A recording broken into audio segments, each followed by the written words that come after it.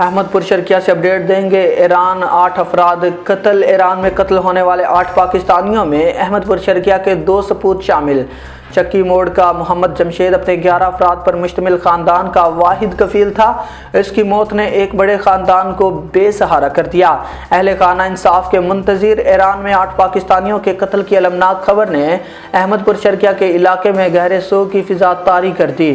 ان بدقسمت افراد میں سے 2 کا تعلق اسی علاقہ سے ہے، جن میں ڈیرہ نواب صاحب کے رہائشی محمد خالد بھٹی اور چکی موڑ کے محمد جمشید شامل ہے۔ چکی موڑ کے محمد جمشید کی موت نے ایک ایسا خلا پیدا کر دیا جس کا پر ہونا مشکل ہے۔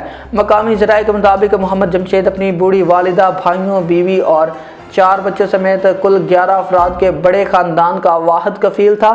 روزگار کی تلاش میں پردیس جانے والا یہ شخص اپنے پیاروں کے لیے سہارا ثابت ہو رہا تھا، لیکن اب اس کی ناگہانی موت نے اس پورے خاندان کو بے یار و مددگار چھوڑ دیا۔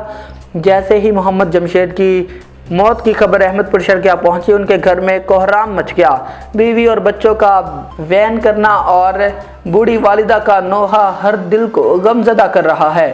اہل علاقہ تعزیت کے لیے ان کے گھروں کا رخ کر رہے ہیں اور اس ناقابل برداشت صدمے میں ان کے ساتھ شریک ہے۔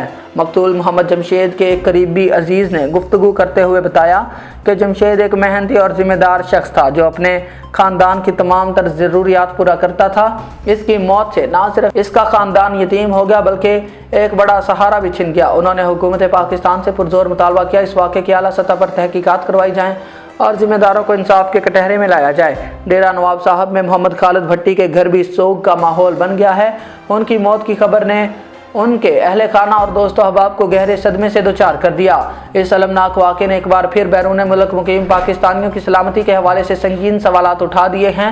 احمد پور شرکیہ کے شہریوں میں تشویش کی لہر دوڑ گئی ہے اور وہ حکومت سے مطالبہ کر رہے ہیں کہ مستقبل میں ایسے افسوسناک واقعات کی روک تھام کے لیے مؤثر اقدامات کیے جائیں اور اپنے شہریوں کے جان و مال کو تحفظ دیا جائے۔